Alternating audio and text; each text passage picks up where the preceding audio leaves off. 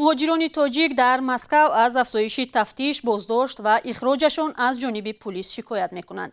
بیشتری خبرها از ایسترای مسکو به ما میرسند. مهاجران و حامیان حقوق بر اینند که فشارها پس از حادثه غارتگری در مغازه پیتورچکا در ایسترا سر شد. شب 9 فوریه گروه این مغازه را غارت کرد و محاسب 51 ساله آن را کشت. مقامات روسیه 3 نفر را در رابطه با این حادثه بازداشت کردند. رسانه‌های روسیه نوشتند که غارتگران زاده تاجیکستان هستند.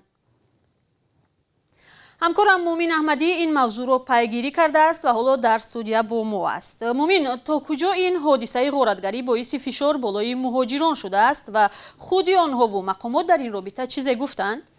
بله زرانگیز، مهاجران زیاد شکایت کردند که پس از حادثه فشار بالای آنها زیاد شده است و کارمندان پلیس با مهاجران برخورد خشن دارند.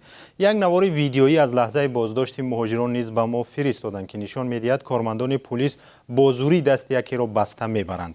نفری که این ویدیو را ثبت کرده است به ما گفت که در یک هفته اخیر بارها مکان کار و جای زیست آنها از جانب پلیس تفتیش شد. به گفته مصاحب ما، کارمندان پلیس با آنها گفتند پس از حادثه غارتگری رید انجام میدهند. محمد جان صابرов، یک تن از حقوقشناسان، هم گفت که به حساب او در یک هفته اخیر حکم اخراج نزدیک 100 مهاجر صادر شده است که اکثر آنها در ایسترا کار میکردند. در اداره پلیس ایسترا به رادیو آزادی تفتیش سراسری مهاجران را تصدیق و یا رد نکردند و گفتند که به این سوال تنها با مکتوب میتوانند پاسخ بدهند. در سفارت تاجیکستان گفتند که واقعا از مهاجران اخراج شده به آنها مراجعت رسیده است، ولی مقامات روسیه درباره گذراندن رید به آنها معلومات نمیدهد.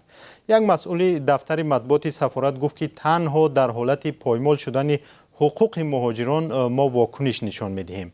مهاجران میگویند هرچند نه همه بازداشت شده ها اخراج میشوند، ولی آنها را دوام یک روز در شعبه های پلیس نگهداری و اذیت میدهند. حادثه غارتگری در یک مغازه به مهاجران عادی چی ربط دارد و چرا باید آنها را تفتیش کنند؟ ببینید زرانگیز که فضاسازی مطبوعات روسیه در این یا آن مسئله به مهاجران کاری بواسطه تاثیر میرساند. حالا واقعا ما دقیق نمیدانیم تا کجا این حادثه به فشار بالای مهاجران سبب شده است، ولی کارشناسان بر این نظرند که مطبوعات روسیه در ساختن فضای مهاجر بدبینی سهم دارد. مثلا مطبوعات روسیه بیشتر با این مضمون می نویسد که فلان تاجیک غارت کرد، فلان تاجیک تجاوز کرد. این شکلی نوشتی مطلب به گفته همصحبتان ما مهاجر بدبینی رو بیشتر می کند و کارمندان پلیس هم تحت نظر مطبوعات عمل می کنند. ولی از طرف دیگر مهاجران زیادی هم هستند که در حجت‌هایشان مشکل دارند. مومین، از این رو اخراج آنها منطقی نیست؟